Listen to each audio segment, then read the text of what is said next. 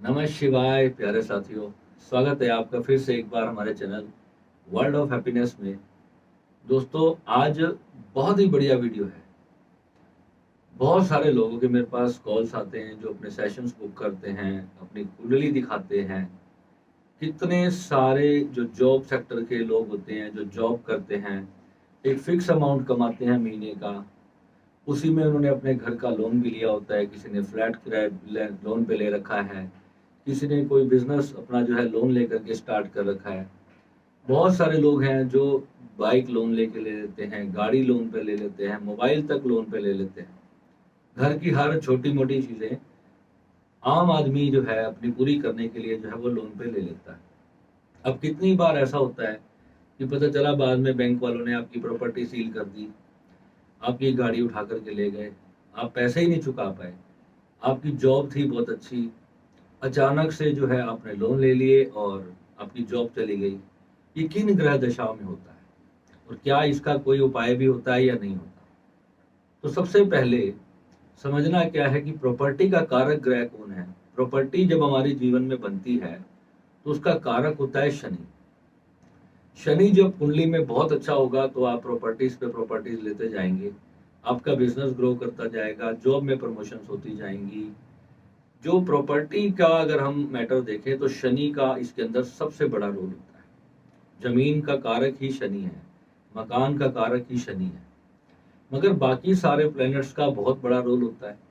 जब किसी का बुध खराब है तो वो व्यक्ति कभी अपनी इंटेलिजेंस को यूज ही नहीं कर पाएगा कि जो है वो बहुत ज्यादा पैसा कमा पाए, या अपने दिमाग का सही इस्तेमाल नहीं कर पाएगा। चंद्रमा खराब है तो उसका मन नियंत्रित नहीं रहेगा। जब मन नियंत्रण में नहीं होगा तो भी जो है उसका पूरा पोटेंशियल निकल के नहीं आएगा।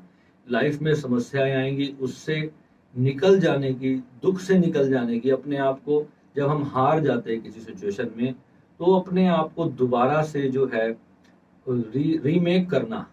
अगर एक बार अगर आप अपने जीवन में किसी चीज को लेके हार गए तो वहां से दोबारा रीमेक करने की जो पावर है वो चंद्रमा से आती है। अब यहाँ पर जो लोन्स वगैरह व्यक्ति के ऊपर आ जाते हैं, जो कर्जा हो जाता है, किसी भी तरह का कर्जा हो सकता है। आजकल लोग अपने शहर में जो है लोकल फाइनेंसर्स होते हैं उनसे भी पैसा ले लेते हैं बहुत ज्यादा इंटरेस्ट पे, और बाद में दुनिया भर के झगड़े फसाद होते हैं और इस तरीके से कितना कुछ अपना दांव पे लग जाता है, घर की पूरी सुख शांति तबाह हो जाती है। मगर ये जो ग्रह जो कर्जे चढ़ा देते हैं इंसान के ऊपर, तो किस कारण से इंसान इस सब में फंसता है।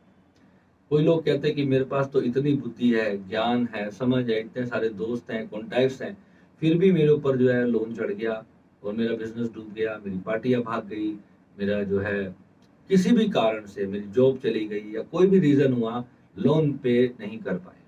अब नहीं कर पाएंगे तो फिर बैंक आपके पीछे लग जाएगा, आपकी प्रॉपर्टी सील हो जाएगी, बदनामी होगी।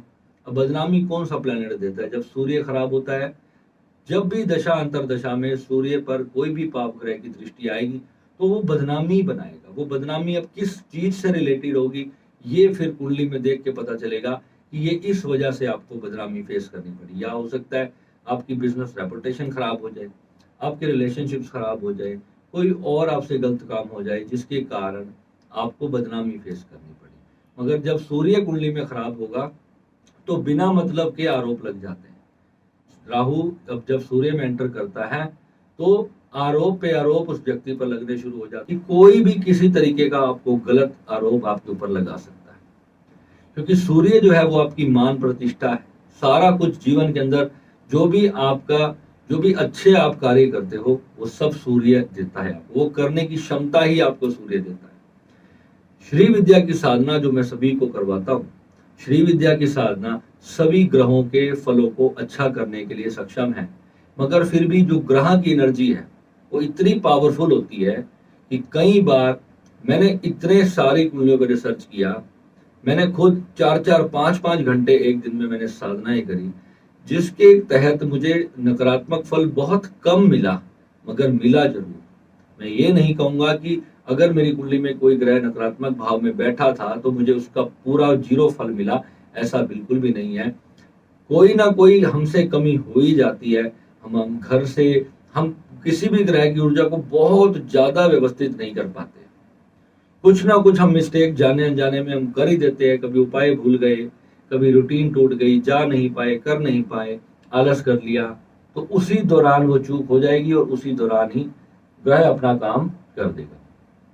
तो शनि जो प्लैनेट है, जब तीसरे घर में कुंडली के बैठता है, तीसरा घर वैसे तो हमारे भाई बहनों से संबंधित है, क्योंकि भाई बहनों को भी दिक्कत कर देता है। जब थर्ड हाउस में बैठेगा तो भाई बहनों को भी दिक्कत देगा।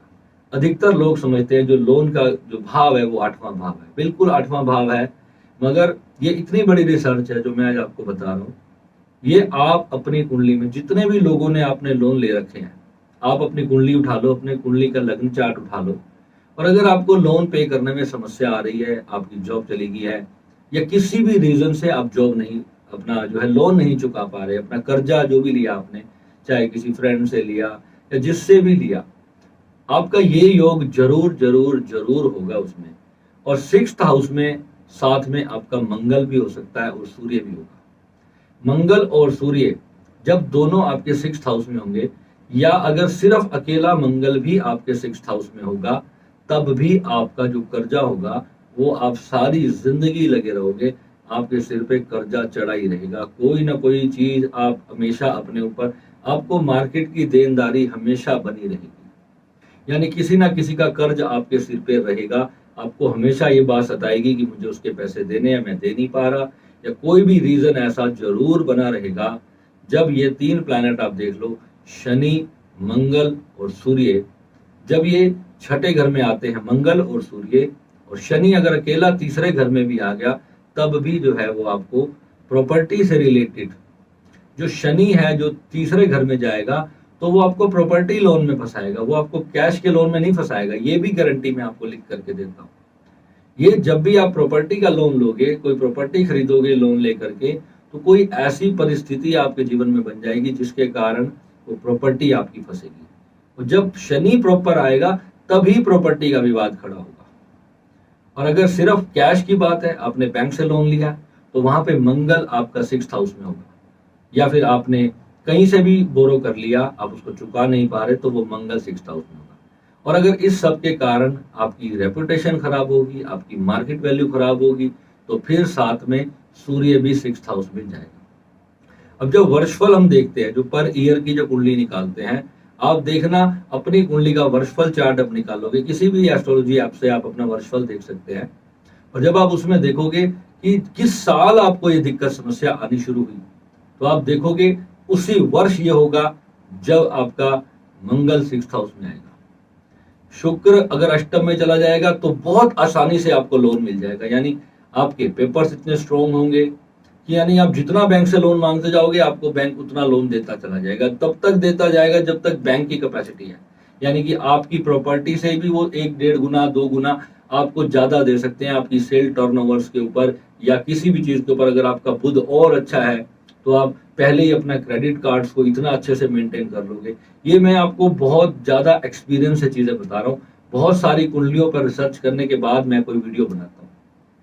मैं पिछले 8 दिन से इस विषय के ऊपर रिसर्च कर रहा हूँ, और इतने सारे लोग मेरे साधक मेरे से जो जुड़े थे, वो मुझे बताते थे, गुरुजी मेरे कर्जे नहीं उतर रहे हैं, जो ले लिया मैं दे ही नहीं पा रहा हूँ, चुका ही नहीं पा रहा हूँ।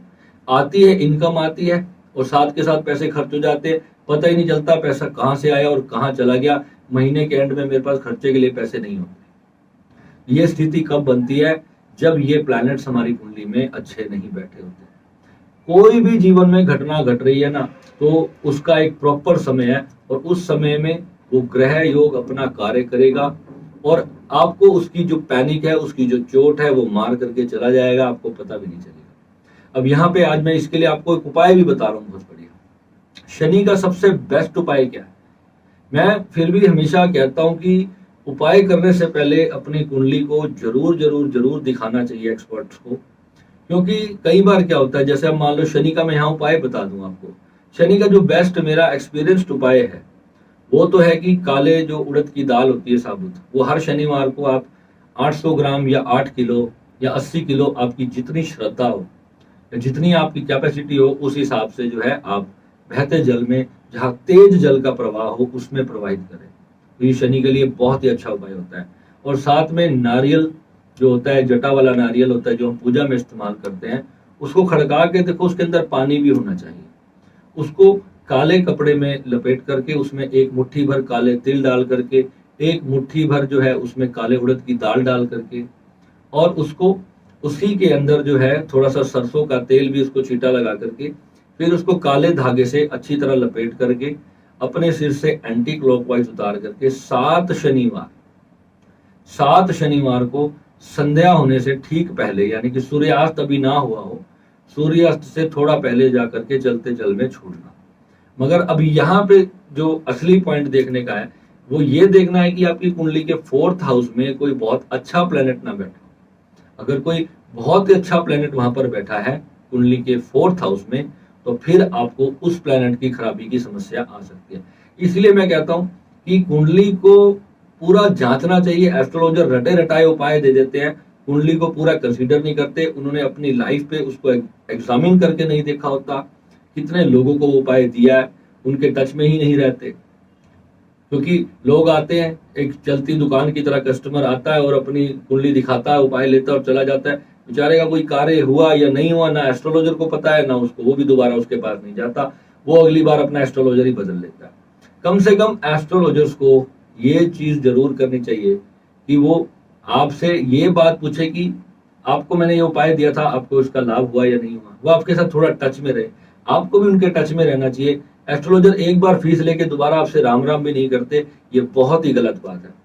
लोग 10-10, 20-20 हजार रुपए की फीस देते हैं और एक क्वेश्चन अगर बेचारों का पूछना रह जाता है तो दोबारा वो कॉल करने के लिए फिर से उनको अपॉइंटमेंट लेनी पड़ती है। ये बहुत बड़ी गलत समस्या है। और हमारे एस्ट्रोलॉजर इतने ज्यादा मनी मटेरियलाइज हो गए हैं, उनका दिमाग जो है ना वो सारा मनी में घूम रहा है। इतना भी लालच नहीं होना चाहिए एस्ट्रोलॉजर को कि सिर्फ पैसा ही पैसा, मेरी जिंदगी में सब कुछ नहीं हो गया है। हमें जो है लोगों को भले के लिए करना है, क्योंकि हमारे पास दुनिया जो है वो परेशान लोग आते हैं। ऐसे उपाय भी होते हैं जो 50-50 रुपए में, 100-100 रुपए में हो जाते हैं। अनुष्ठान लिखते हैं जब हम 43-43 दिन के, तो वो किसी मजबूरी में लिखे जाते हैं जब कोई ऐसा योग होता है। स्टोन्स पहनाने पड़ते हैं या महंगे महंगे रुद्राक्ष आते हैं। अब ये नकली रुद्राक्ष तो आप देखो 2-2, 5-500 के मिलते हैं, ये सब फाइबर मेड होते हैं। ये रुद्राक्ष नहीं है जो आप सोच रहे हो हरिद्वार में आपको भर भर के मिल रहे हैं, लाखों करोड़ों रुपए के लोगों के बिजनेस चल रहे हैं इस चीजों के। मगर हकीकत ये है, आप उसको जब लैब में, कोई टेस्ट ही नहीं करवाता, आप लैब में जाके टेस्ट कराओगे ना, आपको पता चलेगा कि ये सब फाइबर मेड रुद्राक्ष आपको चिपका दिए गए। तो ये जो चीजें हैं ये एक्चुअल में ऑथेंटिक है। इनका मेरे एक मित्र है, उन्होंने रुद्राक्ष पर रिसर्च करी पिछले 7-8 साल से। उन्होंने सारे रुद्राक्षों को पहन करके 2-2, 3-3 महीने उसके अनुभवों के ऊपर एक किताब अभी वो लॉन्च कर रहे हैं। वेरी सून वो मुझे बता रहे थे कि मैं बहुत जल्दी किताब लॉन्च करने वाला हूँ। हर रुद्राक्ष को उन्होंने 3-3 महीने, 4-4 महीने तक धारण किया और उसके बाद उसके जीवन में जो जो बदलाव आए, जो जीवन में बुरी चीजें थी वो चली गई और अच्छी चीजें आने लगी। तो उससे उन्होंने एक पूरी बुक लिख डाली। अब वेरी सून उसको पब्लिश करेंगे, मैं उसका लिंक भी आपको अपनी ब्रॉडकास्ट में प्रोवाइड जरूर करूंगा। क्योंकि जो है ये जो चीजें हैं ये पूरे एंशियंट टाइम से भारत में चली आ रही हैं और इनका प्रॉपर साइंटिफिक इस्तेमाल था, हमारे ऋषि मुनियों का विज्ञान था। अगर कोई चीज आपको बताई जा रही है जो हमारे ऋषि मुनि लिख के गए हैं, अगर आप उसको अपनी कुंडली में देखोगे, 1000 लोग भी अगर उस योग को अपनी कुंडली में देखेंगे तो सभी के साथ सेम टू सेम वो योग होगा। मैंने एक व्यक्ति को, आज मैंने अपने एक साधक को सुबह कॉल लगाया, मैंने उनको कहा कि तुम्हारे घर के सामने क्या दुर्गा माता का मंदिर है? वो पुणे में रहते हैं, मैं उनको जानता नहीं, कभी मैं उनसे पर्सनली उनके घर पे नहीं मिला। वैसे 1-2 बार मैं उनसे मिला हूँ, मगर मैं कभी उनके घर नहीं गया, मैं उनके शहर में कभी नहीं गया। एक बार मैं उनकी ऑफिस में मिला था, क्योंकि मेरा भी पुणे जाना आना होता था कभी, तो तब मैं उनसे मिला था। मैंने उनको सीधा उनकी कुंडली में एक ही योग देखा और उनको कहा मैं कि तुम्हारे वहां पे जो है ना माता रानी का मंदिर जरूर होगा तुम्हारे घर के आसपास, या तो फिर कोई सरकारी स्कूल होगा या कोई अनाथ आश्रम होगा, ये 3 में से एक चीज आपके घर के पास आसपास में जरूर होगी। उन्होंने मेरे को इमीडिएटली फोटो क्लिक करके भेज दी, उनके घर के ठीक सामने ही था। तो जैसे उन्होंने मेरे को भेजा तो मेरे ऑथेंटिसिटी पे एक और स्टैंप लग गई। तो यानी ये क्या चीज है कि एक अनजान कुंडली को हम अगर कोई बात कह रहे हैं आपके, ये कैसे निर्धारित हो सकता है कि ये एक प्लैनेट यहाँ पर है और उससे प्लैनेट के उस जगह पे होने की वजह से वो मंदिर या वो स्कूल उस बंदे के घर के सामने होगा। तो कितनी बड़ी कमाल की बात है। शनि जब 3rd हाउस में होता है आप लोग जितने भी कॉर्नर के मकान में रहते हो या कोई बंद गली के अंदर अगर आप लोग रहते हो जहां से आगे गाड़ी या बाइक जाने का रास्ता ही नहीं है, गली एंड हो जाती है, तो आप देखना आपका शनि कहाँ पर बैठा है। ये शनि आपका थर्ड हाउस में बैठा मिलेगा आपको। ये इतनी ऑथेंटिक चीजें हैं कि 100 में से हमने पाई है कि 99-98 कुंडलियों में ये बिल्कुल सटीक बैठती हैं। और अगर एक दो चांस में अगर ऐसा केसेस में नहीं भी हो पाता तो उसका रीजन क्या होता है, कई बार उनका थोड़ा सा टाइम मिस्टेक होता है, 2-4 मिनट की उनको गलती लगी हुई है, उनको कंफर्म नहीं है, तो तब जाकर के ये मिस्टेक होती है। अदरवाइज एस्ट्रोलॉजी में इसकी कोई मिस्टेक की जगह ही नहीं है।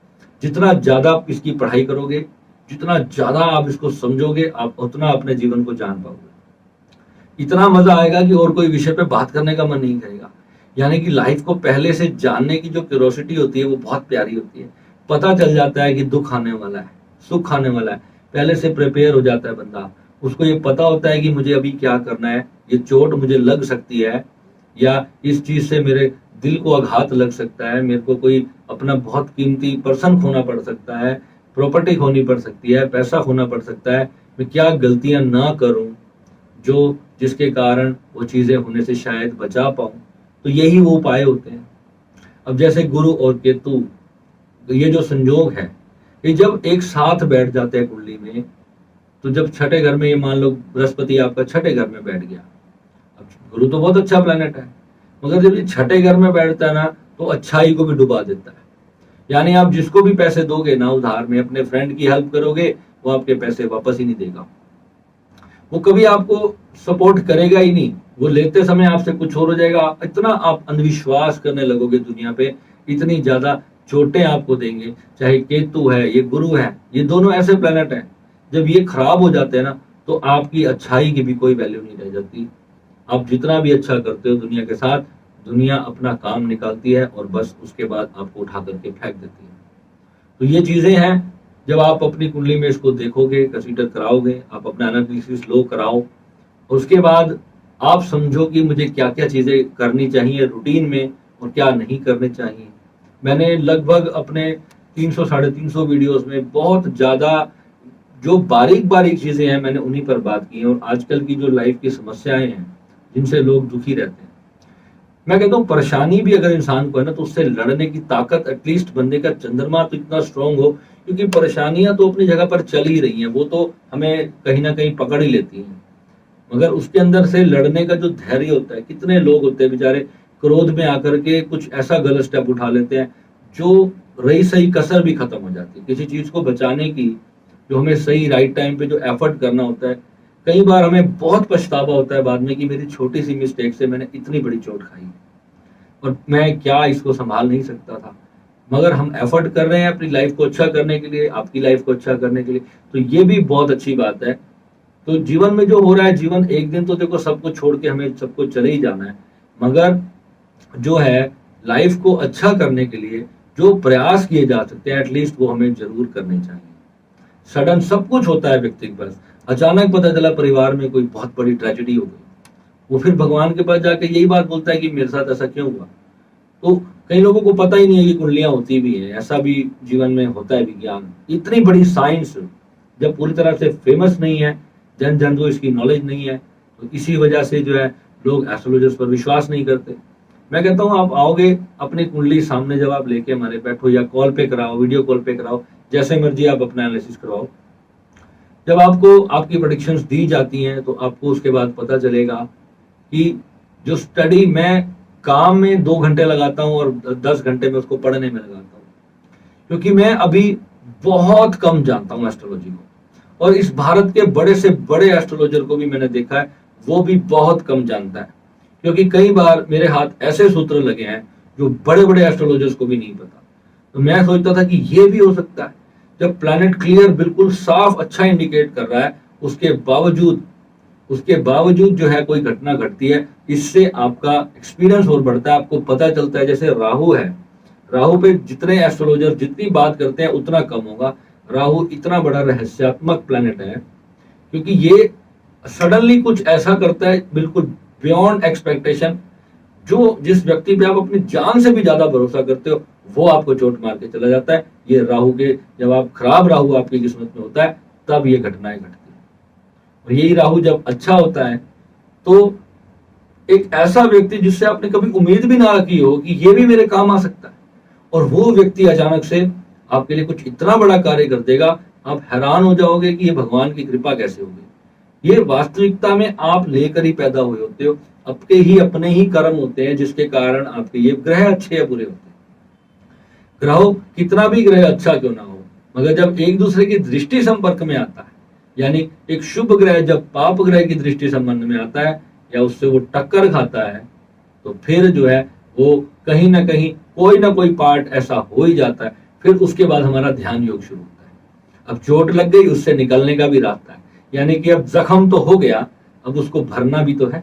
सिर्फ एस्ट्रोलॉजी से ही आप संपन्नता को नहीं प्राप्त हो सकते, आपको भीतर से जो एक्सेप्टेंस है, ऊपर से बोल लिया मुझे एक्सेप्ट है, मुझे स्वीकार है, ऐसे कभी कुछ स्वीकार नहीं होगा जब तक भीतर से आपको समथिंग बिग नहीं मिलेगा, कुछ बहुत प्यारी चीज आपको नहीं प्राप्त होगी, यानी आपकी इटरनल खुशी ब्लेसिंग आपको जब तक नहीं आपकी किस्मत में, तब तक आपको पूरी जो एक्सेप्टेंस है वो नहीं आ पाती लाइफ के अंदर। और यही रीजन है व्यक्ति के दुखी रहने का। कुछ भी ना हो तब भी प्रसन्नता जो है वो केवल साधना और ध्यान से आती है। और श्री विद्या अपार अनंत सुख है, इसकी कोई शब्दों में बयान किया जा ही नहीं सकता। जब आप अपनी कुंडलिनी को जागृत कर लेते हो और अपने शास्त्रार्थ से परे इस ब्रह्मांड को अनुभव करते हो, तब वास्तविकता में पता चलता है ये खेल क्या है। एक ऐसी कॉन्शियसनेस जब आप उसको एक्सपीरियंस करते हो तो पता भी नहीं चल पाता हमें कि हम वास्तविकता में हम है क्या, हम परमात्मा है, हमें पता ही नहीं होता, उसका बोध भी नहीं हो पा रहा। वहां पहुंच जाते हैं साधक और उसके बाद भी कंफर्मेशन अपने गुरुओं से लेते हैं कि क्या मैं सच में पहुंच गया। वो जो चीजें हैं ये तभी आएंगी जब आपके जीवन में गुरु होगा। श्रेष्ठ गुरु आपके जीवन में होना बहुत ज्यादा आवश्यक है, क्योंकि एक ऐसी स्थिति आती है कि जब हम कभी संसार में झूला झूलते हैं और कभी फिर परमात्मा में जाते हैं, तो अप डाउन जो लगा रहता है ना, वहां पे फिर हम कंफर्म ही नहीं हो पाते कि हम सेल्फ रियलाइज हो गए। ये बहुत नेक्स्ट लेवल की बातें हैं। ये तो जब आप साधना में जुड़ोगे, तो वो भी इतने साल जब आप मेरे साथ मिल करके साधना करोगे, तभी आप उस चीजों को जान पाओगे। मेरे बहुत सारे साधक इस वक्त बिल्कुल लास्ट एज पे खड़े हैं, किसी भी टाइम उनका सुपर एनलाइटनमेंट घटित हो सकता है। और मुझे इतनी बेसब्री से इंतजार है कि जब किसी एक का भी घटित होगा तो मैं उनको अपने चैनल पे इंट्रोड्यूस करूं। मुझे बहुत बहुत बहुत उम्मीदें हैं कि मेरे साधक जब इतने लेवल पे पहुंचेंगे, जब खुद आकर के मुझे बताएंगे, तो सबसे बड़ी गुरु के लिए वही यही खुशी होती है और कोई खुशी नहीं होती है। ठीक है, मैं तो आपका दास हूँ, आपका बच्चा हूँ, आपका मित्र हूँ, आपका दोस्त हूँ। कोई गुरु शिष्य वाली बात यहाँ पर नहीं है, हम सब बराबर हैं, कोई बड़ा छोटा नहीं है। प्यार प्रेम की भावना होती है सभी के अंदर। जब हम किसी से कुछ सीखते हैं तो उसके प्रति हमारा सम्मान भाव होना एक जायज सी बात है। मगर यहाँ पे कोई वर्ल्ड ऑफ हैप्पीनेस में कोई बड़ा छोटा नहीं, ये सभी का घर है, सभी का परिवार है। और जीवन में किसी के दुख ना आए, भगवान से, भोलेनाथ से मेरी एक ही प्रार्थना है। पहले एक समय पर मैं आपको बताऊं, राहु पंचम भाव के कारण, अब बिलीव करना, मेरे अंदर इतनी जेलसी होती थी किसी चीज को अचीव करने की। मैं बहुत कंपटीशन से लड़ता था हर चीज के लिए। साधना करते करते धीरे धीरे श्री विद्या ने सब कुछ देना शुरू किया और मन में आसक्ति अपने आप समाप्त होने चली गई। आसक्ति अपने आप ही खत्म होती चली गई। और श्री विद्या, बिलीव करोगे, सबसे बड़ा इसका गुण क्या है, इसकी जो सबसे बड़ी जो डीप पावर है ना श्री विद्या की, वो आपको कुछ देगी और साथ साथ उसका मोह भी समाप्त कर देती है। सबसे बड़ी कमाल की बात यह है। मगर कई बार क्या होता है, जब हमारे कुछ कर्म होते हैं तो कई बार हमें भगवान, हमारे सदगुरुदेव, हमें जब कोई चोट भी लगाते हैं ना, वो एक माँ की तरह वो चाटा हमें लग जाता है। कई बार हम कुछ गलती कर रहे होते हैं ना, तो फिर गुरु हमेशा ऊपर से कनेक्टेड है और इमीडिएट आपको उसकी सजा भी मिल जाएगी जब आप कुछ गलत कार्य करोगे। साधना के पथ पे किसी के साथ बुरा करना, उसकी इच्छा विरुद्ध उसका शोषण करना, गलत करना, किसी भी तरह से वो इस मार्ग में एक्सेप्टेबल है ही नहीं। कर्म प्रधान विश्व रचि राखा, क्यों कर तर्क बड़ा वही शाखा। जो आप बोलोगे वो रिवर्ट बैक आपके पास आना ही आना है, इस बात से कोई भाग नहीं सकता है। समझना क्या है, सिर्फ हमें प्यार बांटना है, खुशी बांटनी है। हम अगर भला नहीं कर सकते तो बुरा तो करना ही नहीं है। ये जब हम अंतर से इस बात का संकल्प लेंगे, सिर्फ तभी संभव है। यानी अपनी भावनाओं को शुद्ध करना। भाव शुद्धि होगी तो मन शुद्ध होगा, मन शुद्ध होगा तो फिर विचार शुद्ध होगा, और विचार शुद्ध होगा तो फिर कर्म शुद्ध होगा, और कर्म शुद्ध होगा तो फिर फल शुद्ध होगा, और फल शुद्ध होगा तो जीवन खुश होगा, यानी कि वर्ल्ड ऑफ हैप्पीनेस बनेगा। ठीक है, तो मिलेंगे फिर अगले वीडियो में। नमः शिवाय।